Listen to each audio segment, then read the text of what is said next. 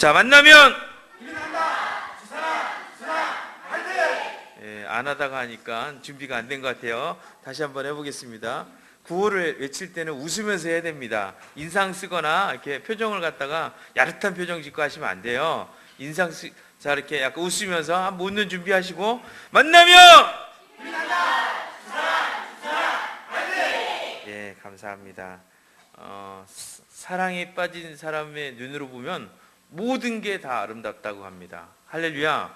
그렇죠. 그런 것처럼 어쩌면 세상이 아름답고 안 아름답고 그런 게 중요한 게 아니라 내가 사랑에 빠져 있나 안 빠져 있나 이게 더 중요할지도 몰라요. 내가 늘 은혜 속에 살면 모든 게 다 은혜고, 내가 감사가 충만하면 모든 게 다 감사가 돼버리는 거예요. 감사 아닌 게 오다가도 나를 딱 만나는 순간 감사로 뒤집어지는 역사가 있을 거라고 믿습니다. 할렐루야. 오늘 예배 가운데 정말 우리 심령들이 회복되는 축복의 역사가 있을 것을 기대합니다. 할렐루야. 오늘 말씀은 누가복음 5장 27절부터 6장 11절까지입니다. 누가복음 5장 27절, 신약성경 97페이지입니다.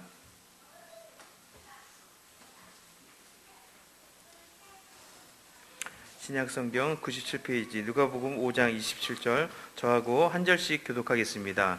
그 후에 예수께서 나가사 레위라 하는 세리가 세간에 앉아 있는 것을 보시고 나를 따르라 하시니, 레위가 예수를 위하여 자기 집에서 큰 잔치를 하니 세리와 다른 사람이 많이 함께 앉아 있는지라.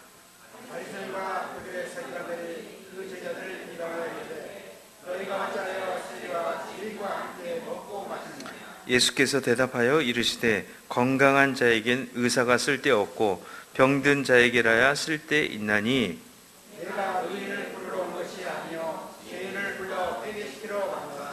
그들이 예수께 말하되 요한의 제자는 자주 금식하며 기도하고 바리새인의 제자들도 또한 그러하되 당신의 제자들은 먹고 마시나이다. 예수께서 그들에게 이르시되 본인집 손님들이 신랑과 함께 있을 때 너희가 그 손님으로 금식하게 할 수 있느냐. 그러나 그날에 이르러 그들이 신랑을 빼앗기리니 그날에는 금식할 것이니라. 또 비유하여 이르시되 세우소서 한 조각을 찢어 다른 옷에 붙이는 자가 없나니 만일 그렇다면 새 옷을 찢을 뿐이요 또 세우소서 찢은 조각이 다른 것에 어울리지 아니하니라. 새 포도주를 낡은 가죽 부대에 넣는 자가 없나니 만일 그렇게 하면 새 포도주가 부대를 터뜨려 포도주가 쏟아지고 부대도 못 쓰게 되리라. 묵은 포도주를 마시고 새 것을 원하는 자가 없나니 이는 묵은 것이 좋다 함이니라. 6장 1절부터 읽겠습니다. 시작. 안식일에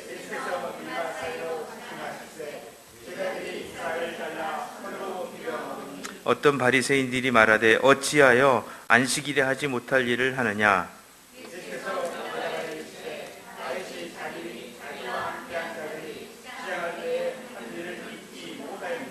그가 하나님의 전에 들어가서 다만 제사장 외에는 먹어서는 안 되는 진설병을 먹고 함께한 자들에게도 주지 아니하였느냐. 또 다른 안식일에 예수께서 회당에 들어가사 가르칠새 거기 오른손 마른 사람이 있는지라.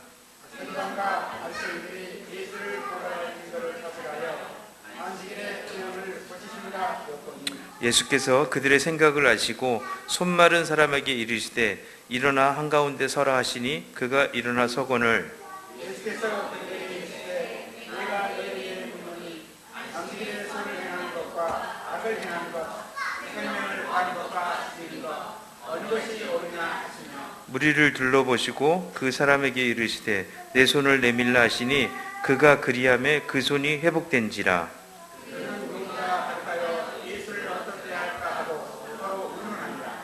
아멘. 아멘. 하나님, 우리가 누가복음 5장 27절부터 6장 11절까지의 말씀을 가지고 하나님 이 시간 아버지의 마음들을 나누기 원합니다. 진리의 성령님, 우리의 눈을 밝혀주시고 우리 마음을 활짝 여셔서 하나님이 말씀하시듯이 오늘 말씀을 듣게 하시고 또 그 말씀이 힘이 되어서 하나님 남은 4일 동안 저희가 힘내서 승리할 수 있도록 주님 축복해 주시옵소서, 역사해 주시옵소서. 믿습니다. 예수님 이름으로 기도합니다. 저는 참 파란만장한 인생을 제가 살았습니다. 나이는 50밖에 안 됐는데 교단은 모든 교단을 다 거쳐봤어요. 제가 할렐루야. 그래갖고 이단도 가봤어요. 제가. 왜냐하면 제가 어렸을 때 초등학교 들어가기 전에 우리 옆에 집 사시는 분이 제7일 안식일 예수재림교였어요. 권사님이신데 그 권사님 덕분에 그 교회도 쫓아가 봤어요. 몇 번. 안식교회도 몇 번 가보고. 그러니까 제일 첫 번째는 어디서 시작했냐면 여의도 순복음교회에서 이제 모태신앙으로 시작했잖아요. 그러고 난 다음에 안식교 갔다가 제가 머리가 조금 커져서 성결교를 제 발로 찾아갔어요. 성결교 있다가 그 다음에 좀 완전히 이빠이 방황하고 난 다음에 그 다음에 어디 갔냐? 그 다음에 통합측 장로교회를 간 거예요. 통합측 장로교회. 그러다가 갑자기 합동측 교회에서 파송받아 선교사 나갔어요. 근데 실제로 활동은 순복음교회에서 제일 많이 했어요. 그 순복음교회 관련된 그 순복음 교단에서. 그러니까 순복음 침례교, 작년에 수양에 침례교회 가서 인도하고 왔잖아요.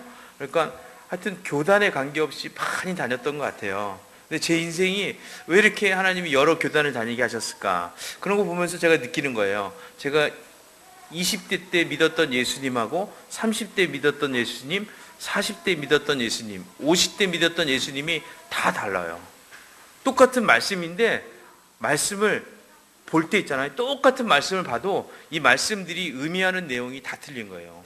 오늘 우리가 바리새인과 서기관에 대해서 쭉 얘기하기 시작합니다. 우리 그 공동체 전체가 묵상하고 있는 말씀이 누가복음인데 이 누가복음은 지금 누구에 대해서 얘기하냐면 교회 안에 있는 바리새인과 서기관들에게 특별히 예수님께서 친절하게 뭔가를 얘기하고 있어요. 그래서 누가복음 전체가 이 바리새인과 서기관들에 대한 얘기라고 해도 과언이 아닐 정도로 아주 어마어마한 분량들을 할애해서 예수님이 특별하게 가이드하고 있어요. 내일부터는 갈수록 더 강력한 메시지들이 선포되는데 이 바리새인과 서기관들에게 예수님이 하는 첫 번째 얘기가 뭐냐면 우리가 전통을 고수하지만 율법을 똑같이 갖고 있어요. 말씀을 갖고 있지만 내가 이 말씀을 어떻게 바라보느냐, 어떤 식으로 이 말씀을 해석하고 이 말씀을 내 삶에 어떻게 적용하느냐에 따라서 말씀이 확 바뀌어버린다는 거예요. 지금 이 개념 속에서 우리 바리새인들이나 서기관들이 적용하고 있고 서기관들이 해석하고 있었던 그 전통적 방법하고 그 다음에 예수님이 새롭게 해석해 주는 방식, 이 방식에 대해서 완전한 전환이 지금 필요하거든요. 예수님은 지금 하늘 아버지의 본심을 지금 설명하고 싶은 거예요. 똑같은 율법이지만 똑같은 말씀이지만 똑같은 모세오경이지만 이 모세오경을 바라보는 패러다임에 따라서 삶이 완전히 바뀌어버린다는 거예요. 제가 장로교회 다닐 때는 열심히 살았습니다. 정말로 성실하게 정말 헌금도 많이 하고 교회 봉사도 정말 많이 했어요. 아주 진짜 열심 특심을 가지고 교회 봉사 많이 했어요. 하지만 제가 어떤 시기를 지나면서 하나님 앞에서 다뤄지고 난 다음에 내가 교회에서 열심히 하는 거, 기도를 막 하루에 3시간, 4시간씩 교회 와서 하고, 통성으로 막 목이 쉬도록 하고, 밤새, 뻑하면 밤새고, 그 다음에 금식하고, 그 다음에 헌금하고, 남이 상상할 수도 없는 헌신들하고, 이런 것에 대한 갑자기 퀘션마크들이 막 생기기 시작했어요. 이것만이 다 전부는 아닐 거라는 그런 생각이 갑자기 든 거예요. 근데 그 전에 내가 교회 다닐 때는 전혀 이런 거에 고민할 필요 없었어요. 그냥 열심히 하면 됐어요. 다른 사람도 다 열심히 했기 때문에 저도 그 열심히 한 사람보다 더 열심히 하려고 노력했어요. 그런데 어느 날 제가 열심히 하는 거에 대해서 물어보기 시작한 거예요. 왜 열심히 할까? 무슨 마음으로 열심히 할까? 뭐 때문에 열심히 할까? 어떻게 해서 열심히 하게 된 걸까? 그런 걸 한 개씩 따져보기 시작했어요. 제가 따진 게 아니라 성령님이 저한테 가르쳐 주신 거예요. 그러고 나면서부터 이게 열심히 한다는 거에 대한 생각이 조금 바뀌기 시작했어요. 정말 아무리 열심히 하려고 해도 안 되는 일들이 상당히 많다는 걸 진짜 깨닫게 된 거예요. 해보니까 알게 된 거예요. 이게 올라갈 수 없는 경지가 있더라고요. 어느 정도 되니까. 그럼 여기는 어떻게 되나? 이 문제, 이 딜레마 앞에서 여러분 그냥 좌절해야 되는 건가? 그랬는데 하나님은 저에게 뭐라 하냐면 시작을 다시 하라는 거예요. 시작. 처음부터 다시 하라는 거예요. 이 일을 하는 의도, 동기가 뭔지에 대해서 점검을 하고 다시 트라이하라는 거예요. 그러니까 내 안에 있는 핵심 엔진이 무엇인지 다시 한번 체크해 보라는 거예요. 오늘 내 삶에 나를 움직였던 동력은 무엇이었냐는 거예요. 나는 그 전에 장로교회에 있었기 때문에 열심히 살려고 그랬습니다. 정말 내가 주의 종으로서 정말 하나님 앞에 특별한 상을 받겠다는 그런 각오로 정말 열심히 살았어요. 근데 성령님께서 저한테 얘기하신 건 뭐냐면 이제는 너의 열심이 아니라 십자가의 열심으로, 예수의 열심으로 한번 가보라는 거예요. 나는 힘을 다 빼야 되는 거예요. 이제 나는 무장의제를 싹 해야 되는 거예요. 왜냐하면 예수님이 내 마음대로 써야 되니까. 내 마음대로 이쪽으로 끌고 가고 싶으면 이쪽으로 끌고 가고, 이쪽으로 가지고 이쪽으로 하는 거예요. 전에는 내가 원하는 특정 장소에서만 예수님이 일하셨어요. 근데 갑자기 내가 힘을 빼는 훈련들을 하기 시작하니까 어느 장소가 됐든지 모두가 다 부흥의 장소가 돼버리는 거예요. 화장실에서도 하나님의 임재가 있고, 밥 먹으면서도 하나님의 임재가 있고, 어느 곳에서든지 다 하나님의 임재를 깨달을 수 있었다는 거예요. 그래서 참 이게 중요한 거구나. 똑같은 말씀이지만 이 말씀을 어떤 눈으로 바라보느냐가 상당히 중요한 거구나. 바리새인과 서기관들에게 예수님은 너희들이 잘못 신앙생활하고 있어, 옛것은 다 버려야 돼, 이렇게 얘기하는 그런 예수님이 아닌 거예요. 예수님은 정말 바리새인과 서기관들을 사랑하셔요. 한 백성도, 어떤 영혼 하나도 나의 영광으로 창조한 그 누구도 놓치지 않겠다는 그 예수님의 그 열심이 바리새인, 서기관, 오늘 성경에 등장하는 수많은 등장인물들 어떤 영혼 한 명도 놓치지 않고 모두 다 나의 영광으로 창조된다니까 내가 너를 일으키리라. 내가 너를 택하였으니까 나의 완전한 택한 가운데 내가 너를 세우리라. 주 예수의 날에 착한 일을 이루실 거라고 그렇게 하나님 말씀하신다는 거죠. 그것을 믿는 마음으로 오늘 말씀을 좀 봤으면 좋겠어요. 또 앞으로의 말씀들 그렇게 봤으면 좋겠습니다. 누가복음, 이제 저희가 공동체가 계속 묵상하는데 누가복음 묵상하면서 참 오늘 저희 리더십들이 모여서 그런 마음도 들더라고요. 참 우리 안에 너무 굳어진 것들이 좀 있나 보다. 정말 있다는 게 막 느껴졌어요. 내 안에 너무 굳어진 생각들이 있어. 내 안에 고정관념이 너무 많이 있어. 이 고정관념들을 좀 내려놓고 새 마음, 새 포도주를 담을 수 있는 새 가죽부대가 좀 되어서, 새 가죽부대가 뭡니까?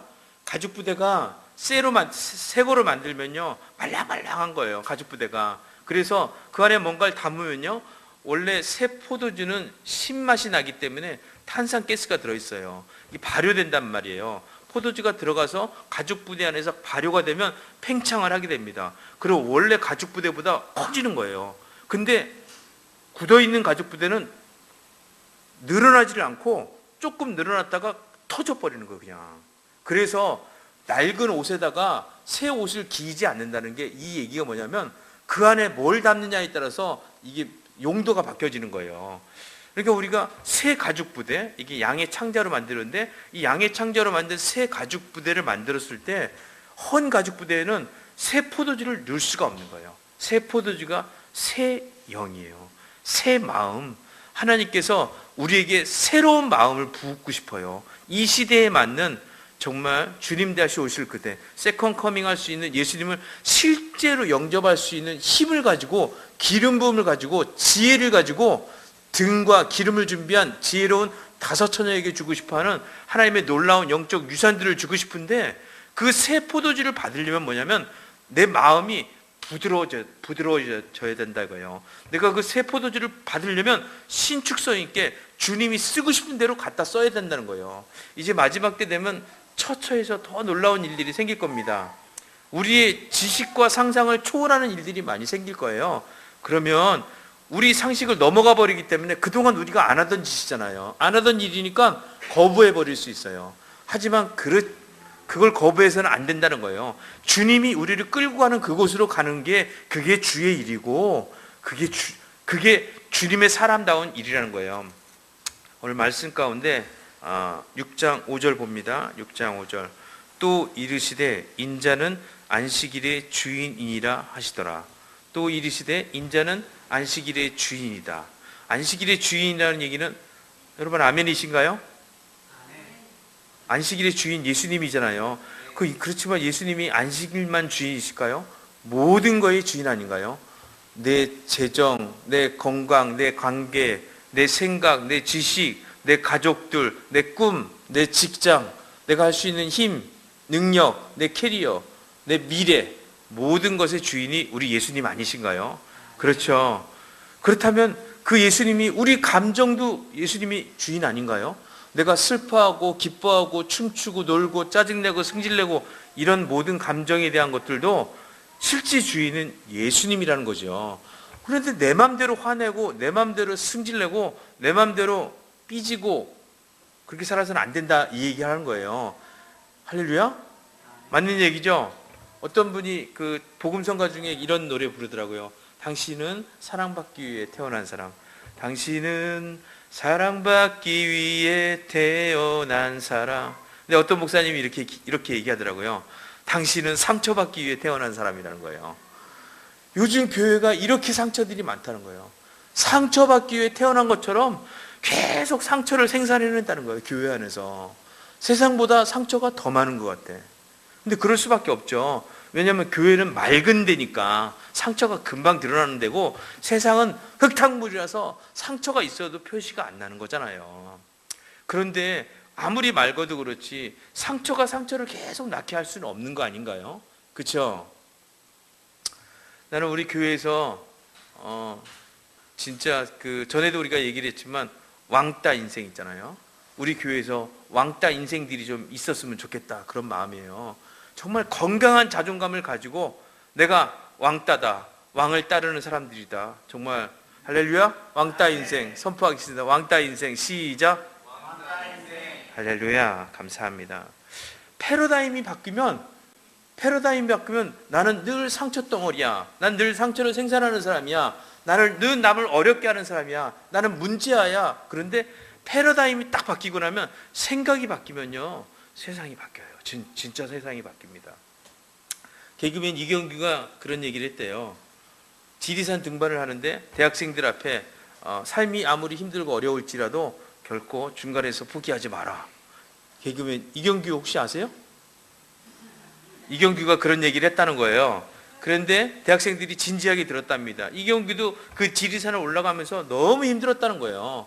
자기가 메고 있는 이 가방을 막 던져버리고 싶었대요. 그냥 그랬는데 꿋꿋이 카메라가 이렇게 찍고 있으니까 못 벗고 그냥 그 가방을 들고 끝까지 지리산 정상까지 올라갔대요. 올라가서 딱 보니까 가방 안에 도대체 뭐가 있었지. 그리고 가방을 쭉 열어봤더니 그 가방 안에 온갖 먹을 게 다 들어있었다는 거예요. 중간에 힘들다고 내가 이 짐을 던져버렸으면 정상에서는 아무것도 못 먹는 거야. 정상 올라간 재미도 없고 의미도 없는 거예요. 이 인생의 무게라는 거 이런 겁니다. 우리 인생엔 똑같은 색깔만 있는 건 아니에요. 그리고 그 색깔이 계속 가는 것도 아니야. 날이 바뀌는 순간 세상이 바뀌어버릴 수도 있다니까요. 아무리 강력한 힘도 있잖아요. 시간 앞에서는 소용없는 겁니다. 아프리카 어느 부족에는 이런 얘기가 있답니다. 강을 건너갈 때 있잖아요. 강을 건너가기 전에 꼭 강 건너편에서 이따만한 돌을 준다는 거예요. 이따만한 돌을 주고 돌 들고 강을 건너라는 거예요. 아니 혼자 건너가기도 힘들어 죽겠는데 왜 또 돌까지 주는 거야. 근데 그 짐 안 들고 지나가면요 강 물살에 흔들려 갖고 다 떠늘려가 죽는다는 거예요.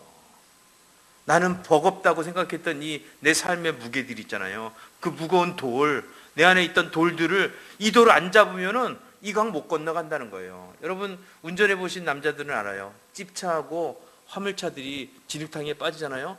그러면 거기다 짐을 더 실어야 돼요. 차에다 무게 하중을 더 줘야 되기 때문에 짐을 막 싣고 사람들이 그 위에 올라가서 막 이러고 앞에서 막 부릉부릉거리고 그래야 됩니다. 왜냐하면 막 바퀴하고 땅하고의 접착력을 만들어줘야 되거든요. 내가 짐이라고 생각했지만 그 짐이라고 생각한 그것 때문에 있잖아요. 내 인생이 살맛이 나고 의미가 되는 수가 있다 이거예요. 내가 영적인 패러다임만 바꾸면은 똑같은 현상이지만 내가 어떤 패러다임으로 이것을 바라보느냐에 따라서, 내 생각이 바뀐 거에 따라서 이것을 바라보는 나의 리스폰스, 반응이 바뀌니까 웃을 수 있다는 거. 아, 이게 혹시 그럴 수도 있는 거 아닌가? 내가 볼 때는 정말 어렵고 힘들고 정말 짜증나는 일인데 그 일이 다가올 때 잠깐 멈춰보는 거예요. 아, 저것 때문에 혹시 내가 또 감사할 거리가 생기는 거 아닐까? 저것 때문에 또 내가 내 인생에 내가 알 수도 없었던 그런 선물 보따리를 푸는 건 아니야? 하나님의 페이버가 열리는 거 아닐까? 우리는 세상을 다 볼 수 있는 눈이 없어요. 그렇죠? 인정하셔야 되잖아요. 내가 다 알 수 없어요. 하지만 하나님은 온 우주를 두루 살피시면서 우리에게 가장 필요한 것을 보내시잖아요. 이때 우리는 아니라고 거부하지만 하나님은 그 사람을 통해서 우리의 영을 기경시켜요. 우리의 영의 밭을 뒤집어 엎어버린다니까요. 그래서 그 밭에 숨을 쉬게 만들고 그 밭에서 새싹들이 올라오게 만드시고 그 밭에서 선한 것들을 열매 맺게 하시잖아요. 그런 일을 하시는 하나님이 오늘 우리에게 선택해서 택해서 특별하게 만들어서 우리에게 보낸 상황, 환경, 그걸 뭐라 그럴까요? 저는 그걸 하나님이 우리에게 주신 특설링이다, 이렇게 부르고 싶습니다. 할렐루야. 특설링 따라해 봅시다. 특설링 시작. 할렐루야. 얘기가 옆으로 많이 샜군요. 할렐루야. 원고를 보니까 원고에 없는 얘기들만 계속 했습니다. 이것도 저는 참 감사해요. 너무 감사합니다. 저는 늘 그래서 겸손할 수밖에 없어요. 제가 잘하는 게 하나도 없으니까 늘 예측 불허한 얘기들이 막 나와야 되고 그러니까 그래도 괜찮습니다. 왜냐하면 내 힘으로 사는 게 아니라 여전히 나를 사랑해 주시는 그 예수님의 사랑을 믿고 사는 거고, 그럼에도 불구하고 사랑한다고, 난 너 때문에 기쁘다, 존재 자체가 기쁨이야, 이렇게 얘기해 주는 그 예수님이 있어서 전 살만 납니다. 오늘 누가복음 5장 27절 잠깐 보겠습니다. 27절 28절 함께 있습니다. 시작.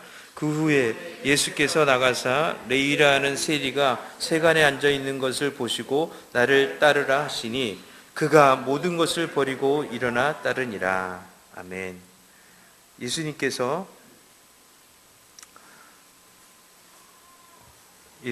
특별히 나병 환자와 중풍병자를 고치셨어요.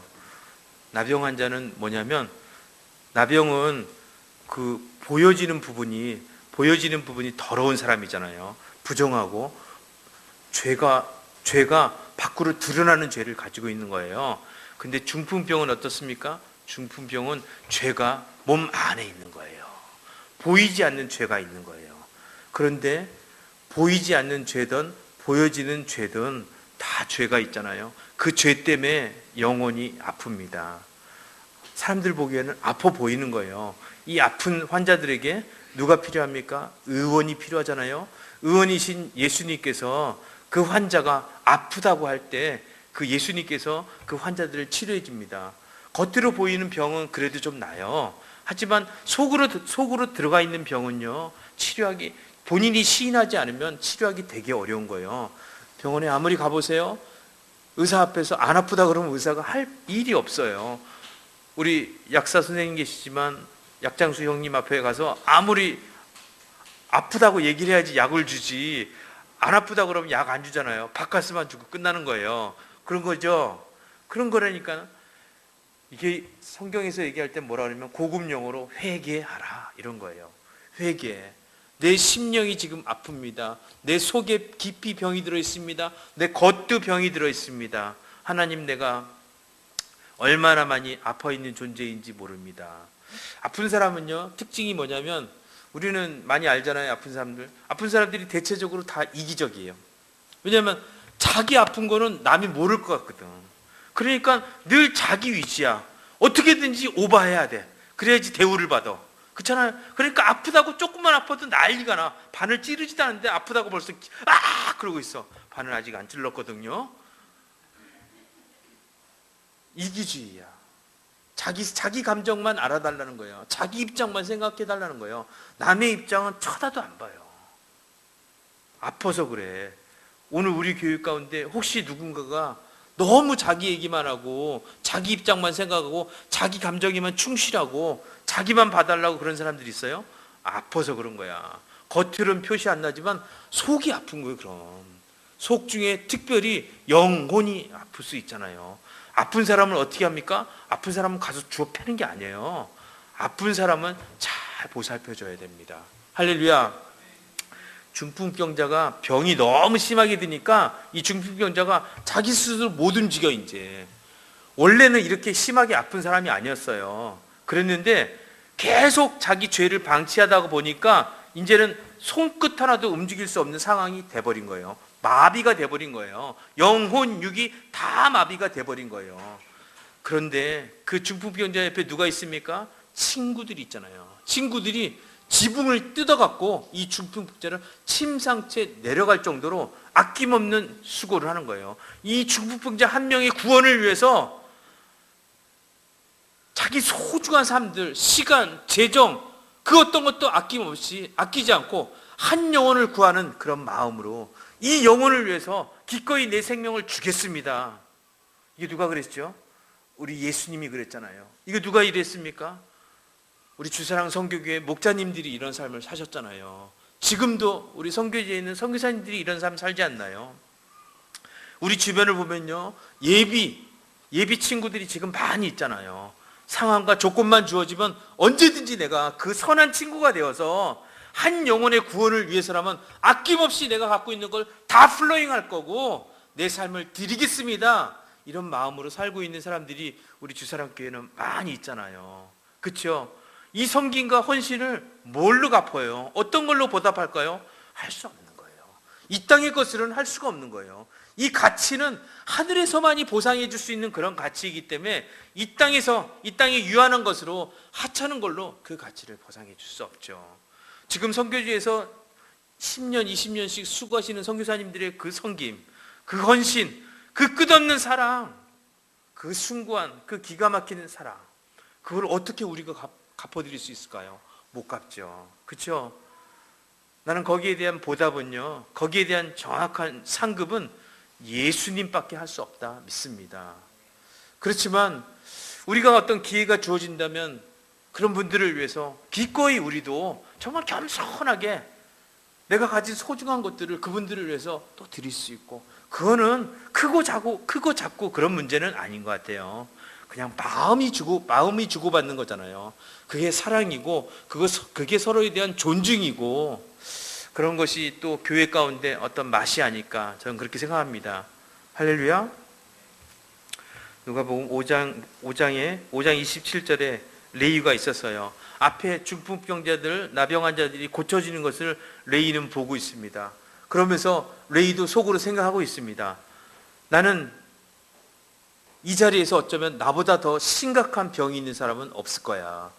나처럼 외롭고 나처럼 고독한 사람은 없을 거야. 나는 정말 여기서 왕따잖아. 돈 조금 있을 뿐이지 이 돈 갖고 내가 뭘 할 수 있겠어. 사람들이 나를 얼마나 무시해. 사람 취급도 안 하는데. 레위 마음 안에 얼마나 많은 아픔이 있었을까요? 아무도 그 레위 마음 안에 있는 결핍을 보지 못합니다. 그의 진정한 영의 필요를 몰라요. 그런데 예수님이 그 레위를, 중풍병자를 치료하셨던 예수님이, 나병 환자를 치료해 주셨던 그 예수님이 동일한 시선으로 예수님이 눈높이를 레위에게 맞추는 거예요.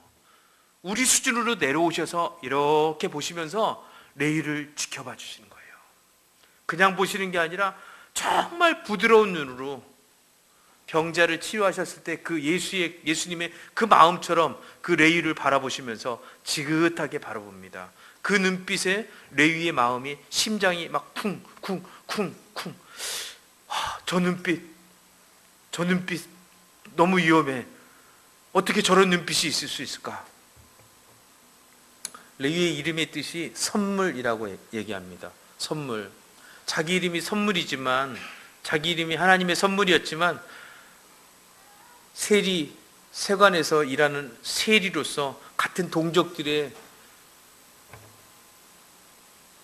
돈을 착취하는 그런 일을 했잖아요. 온갖 욕을 먹었잖아요. 선물이 아니었잖아요, 인생이.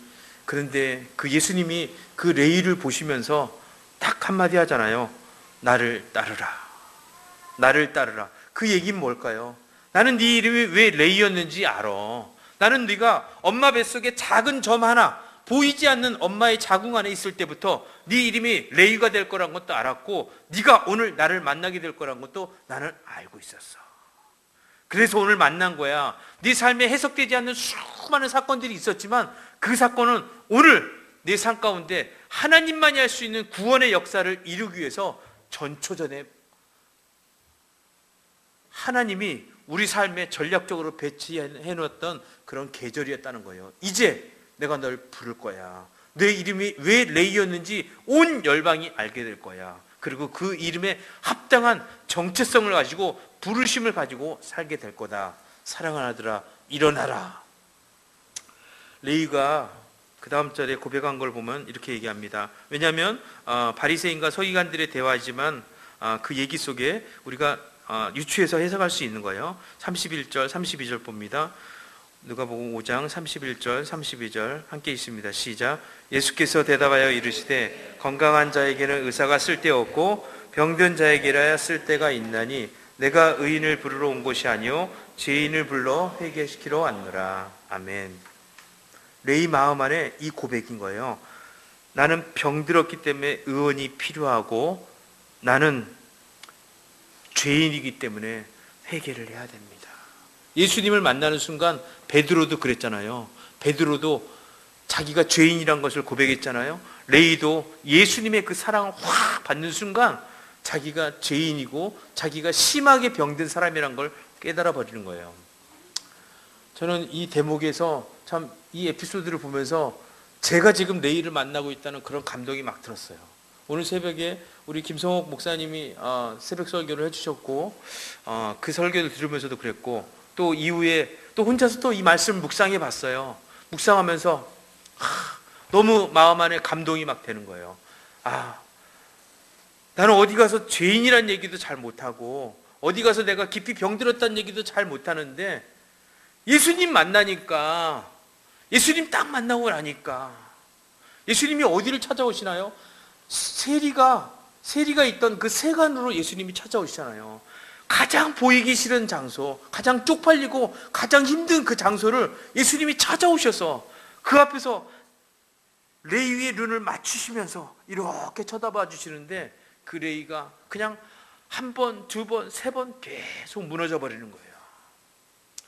나는 제 인생에도 그런 날이 더 있기를 원합니다. 오늘이 그날이 됐으면 좋겠어요. 하나님, 내가 정말 선교사지만 내가 요즘 어떻게 살고 있는지.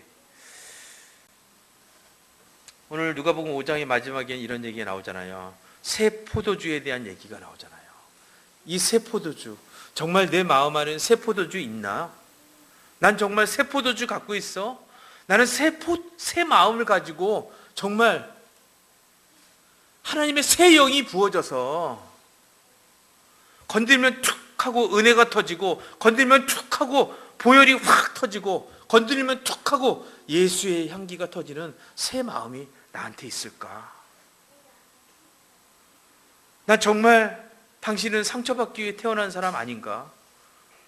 난 요즘 모습 보면은 너무 상처가 많은 것 같아요.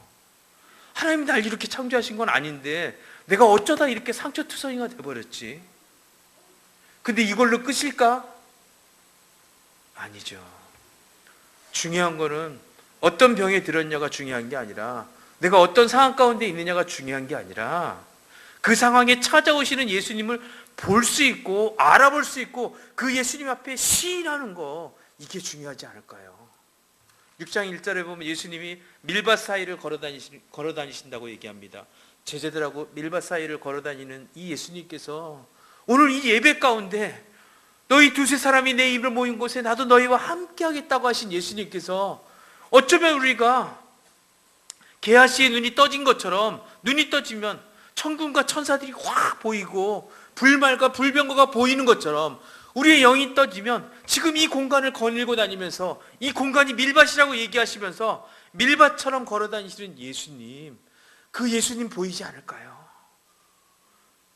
우리의 영이 조금만 떠지면 그 예수님 보면 어쩌면 예수님이 내일을 보는 것처럼 이렇게 물끄러미 쳐다보시면서 나를 따르라 다시 얘기해 주지 않을까요? 나를 따르라 사랑하는 아들아, 넌 존재 자체만으로 나의 기쁨의 이유의 전부야. 넌 내 거야. 내가 너를 지명하여 불렀나니 너는 내 것이야. 예수님은 사역의 첫 번째 그런 얘기했습니다. 이사야 61장 1절부터 예수님이 얘기했어요. 주 여호와의 신이 내게 임하셨으니, 주 여호와의 신이 내게 임하셨으니. 누가복음에서는 이렇게 얘기합니다. 주의 성령이 내게 임하셨으니 내가 가난한 자에게 기쁜 소식 복음을 전하러 왔노라. 그러면서 마음이 갇혀 있는 사람들, 그런데 이사야 61장에는 어떻게 얘기합니까? 우리 다시 함께 보겠습니다. 이사야 61장 함께 봅니다. 이사야 61장 1절입니다.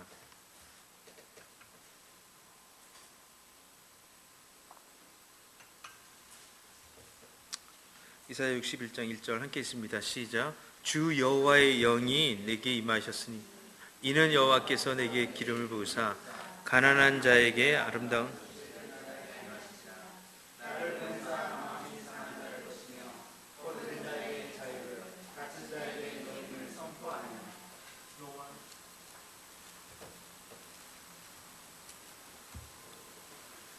주 여호와의 영이 내게 내리셨으니 이는 여호와께서 내게 기름을 부으사 가난한 자에게 아름다운 소식을 전하게 하려 하심이라.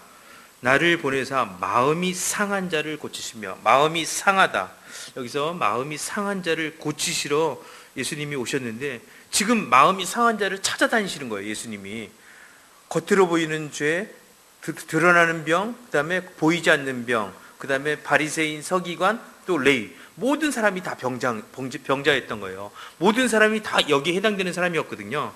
그런데 특별히 오늘 말씀 가운데 보면 마음이 상한 자를 고치셨다. 마음이 상한 자, 이걸 영어로 보면 어떻게 되냐면요, broken hearted, 심장이 부러졌다는 거예요. 마음이 상했다는 경우는 심장이 부러질 정도로, 심장이 깨져버릴 정도로 아프고 힘들고 절망스럽고 너무 어렵다. 오늘 우리 가운데 혹시 이런 분 계십니까? 정말 내 심장이 부러진 것 같아요. 내 마음이 부러진 것 같아요. 이렇게 고백할 수 있는 그런 분들 계신가요? 아니면 오늘 우리 가운데 정말 포로된 자처럼 내가 갇혀 있습니다. 내가 갇힌 자처럼 하나님, 내가 사방팔명이 모든 문제로 꽉꽉 막혀 있습니다. 하나님, 넘어갈 수가 없습니다. 이렇게 얘기하는 사람이 있나요? 손 안 드셔도 됩니다. 오늘 그분에게 정확히 예수님께서 찾아가실 거라고 믿습니다. 할렐루야. 예수님이 가시면서 얘기할 겁니다. 주 여호와의 영이 내게 내리셨으니, 오늘 내가 너를 위해서 하나님의 성령이 내게 내리셨는데 그 특별한 영을 내게 흘려보내겠다. 그 영을 맛보게 하겠다. 새 포도주로 마시고, 새 포도주로 취하고, 새 포도주로 배부르고, 새 포도주로 영원히 목마르지 않는 인생 되게 하겠다. 할렐루야. 누가복음 5장에서 레위는 이렇게 얘기합니다. 레위는 예수님이 나를 따르라 그 얘기를 듣자마자 레위는 예수님을 모시고 자기 집으로 모시고 와요. 그러고 나서 무슨 뭐를 하냐면요, 레위는 살찐 송아지를 잡고 음악을 킵니다. 그러면서 잔치를 벌이는 거예요. 자기 집에서 잔치를 보면요, 그동안 자기하고 잘 안 놀았던 어려운 식구들, 세상에서 소외당했던 식구들, 자기처럼 왕따였던 인생들을 다 초청하는 거예요. 세리를 초청하고, 또 말씀으로 보겠습니다. 누가복음 5장 30절 함께 있습니다. 바리새인과 그들의 서기관들이 그 제자들을 비방하여 이르되 너희가 어찌하여 세리와 죄인과 함께 먹고 마시느냐. 왜냐하면 레위가 세리와 다른 많은 사람들, 죄인들을 초청했다는 거예요. 그러면서 예수님이 어떤 분인지 너희들 한번 봐봐. 예수님을 통해서 얻어지는 생명이 어떤 건지 한번 경험 좀 한번 해봐. 왜냐하면 세리 인생에, 자기 인생에 이거보다 더 큰 사건이 없는 거예요. 이거보다 더 강력한 사건이 없었기 때문에 어쩔 수 없이 예수님을 소개할 수밖에 없었고, 어쩔 수 없이 잔치할 수밖에 없었던 거예요. 어떤 기독교 그 리서치 기관에서 조사한 자료에 의하면요, 성인 크리스찬들이 예수를 믿기 시작해서 5년 안에 자기가 평생 전도해야 될 사람들을 다 전도한대요. 5년 안에. 그리고 5년 지나면 전도 못 한답니다.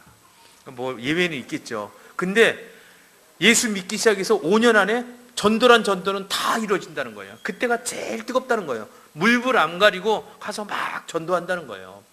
하지만 꼭 이게 5년만 해야 됩니까? 10년, 20년, 30년 되더라도 죽을 때까지 예수님이 얼마나 좋은 분인지, 내 인생이 아무리 어렵고 힘들어도 예수님 딱 생각하는 순간 내 인생은 갑자기 잔치 모드로 바꾸는 거야. 왜? 내 안에는 기쁨의 요소가 아무것도 없더라도 하나님을 바라보는 순간 하나님이 기쁨이거든. 하나님 자체가 기쁨, 하나님 자체가 사랑이고 하나님 자체가 자비시니까 그때부터 기뻐할 수 있잖아요. 예수님 한번 봐봐. 믿음의 주요 온전케 하신 예수를 보는 순간 그냥 뛸 수밖에 없는 것처럼 잔치할 수밖에 없는 인생, 그게 진짜 복음의 기쁜 소식을 아는 사람 아닌가요? 그가 예수님의 사람이고 그런 사람을 감당할 수 없다고 얘기하잖아요. 그렇지 않나요? 그런데 반대 사람도 나와요. 여기 보면 6장 11절 보겠습니다. 6장 11절 그들은 노기가 가득하여 예수를 어떻게 할까 하고 서로 의논하니라.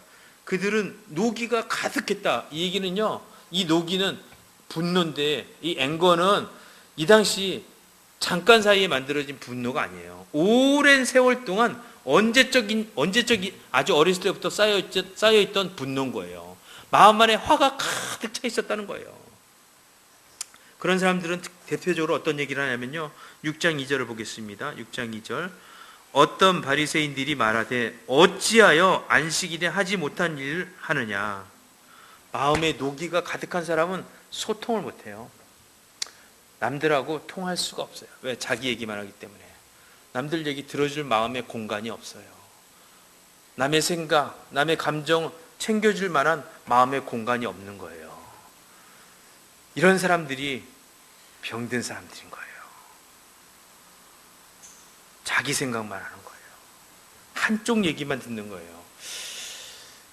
바리새인과 서기관들이 그랬다고 성경에는 나옵니다. 그러면서 이 사람들이 주로 하는 말이 뭐냐면 어째서 이런 일을 하냐는 거예요. 너희는 어째서 이런 일을 하냐는 거예요. 안식일인데 불구하고 어떻게 밀을 갖다 흩어서 먹고 비벼 먹고 그랬냐는 거예요. 어쩌면 옳은 얘기도 같지만 노기가 가득 찬 사람이 하는 얘기, 우리 잔소리는 아무리 많이 해도 효과가 없다 그러잖아요. 그렇죠? 노기가 가득했다는 표현은 잔소리보다는 훨씬 더 높은 강한 표현 같아요. 상처를 많이 갖고 있는 사람이 뭔가를 주면요, 상처가 포장지에 싸서 나가는 거예요. 내가 상처 인생을 살면 내가 선한 일을 하더라도 상처가 전달된다니까.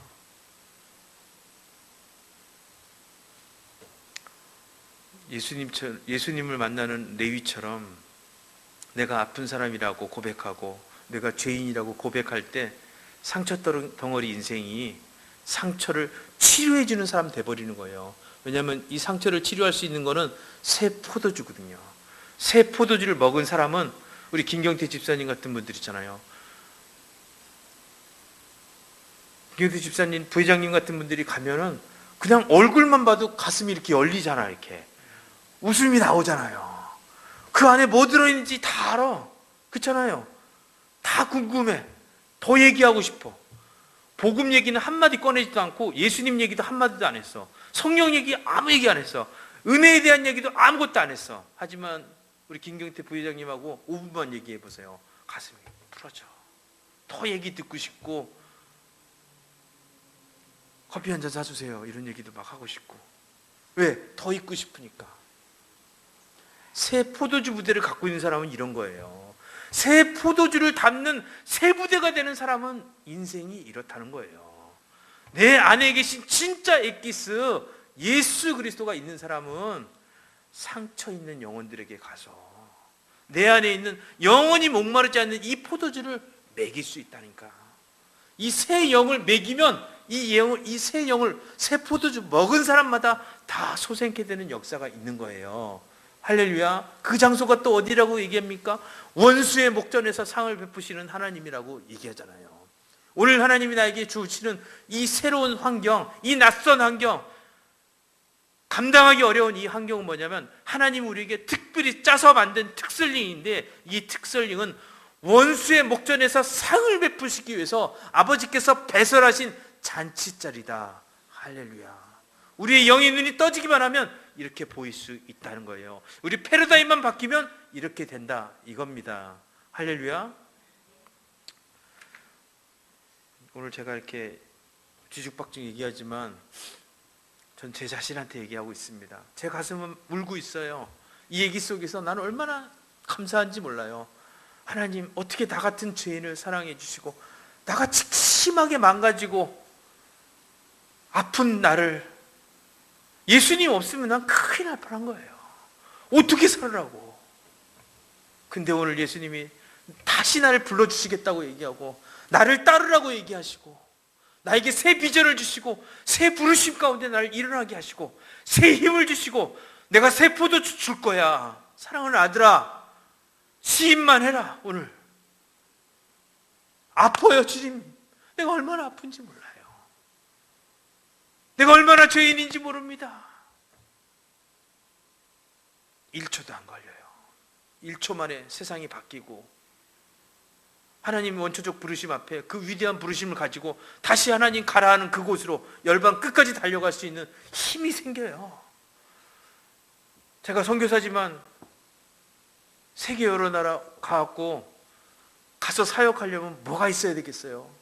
내가 새 부대가 돼서 새 포도주 없으면 가나만하잖아요.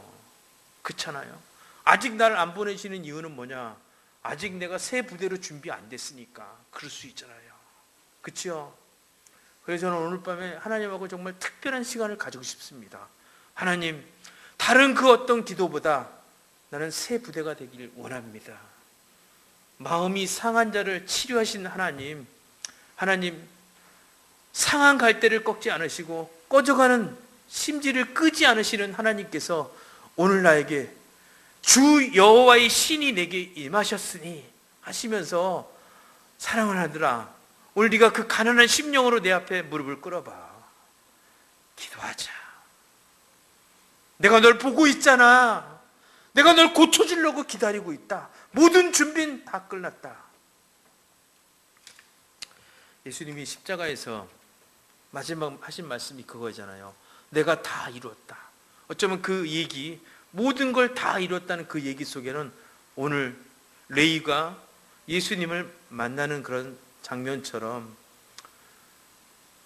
우리도 그 예수님 만나면 예수님이 다 이루신 것들이 그대로 우리 것이 되고, 레이처럼 춤추는 인생, 잔치하는 인생, 그 다음부터 내가 고기를 낚는 어부가 아니라 사람들 등쳐서 돈 뜯어내는 착취하는 그런 세리 같은 인생이 아니라 내가 사람을 낚는 어부가 되어서 예수님의 제자로 가는 곳마다 사도적 권능을 선포해내고, 가는 곳마다 길을 만들어내고, 가는 곳마다 사람들을 일어나게 만들고, 가는 곳마다 하늘의 문을 활짝 열어 제끼면서 하나님 나라가 임하게 하며, 하나님, 내 오늘 삶이 보잘것없지만 이해할 수 없는 삶이지만 내 삶이 하나님 나라에 세워질 벽돌 한 장임을 믿습니다. 나를 통해서 당신의 나라를 수축하실 하나님 그 위대한 뜻들이 내게서 이루어질 것을 믿습니다. 우리 주사랑 성도교회를 통해서 하나님의 위대한 사역들이, 그 비전이, 불들이, 소명이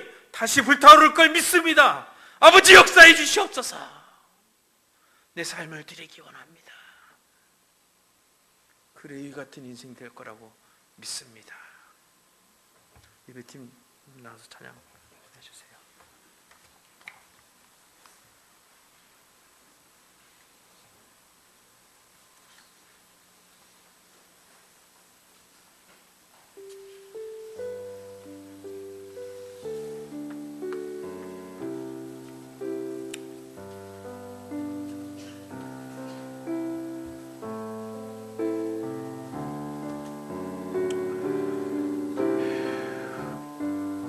호세아 10장 12절에 이렇게 얘기합니다.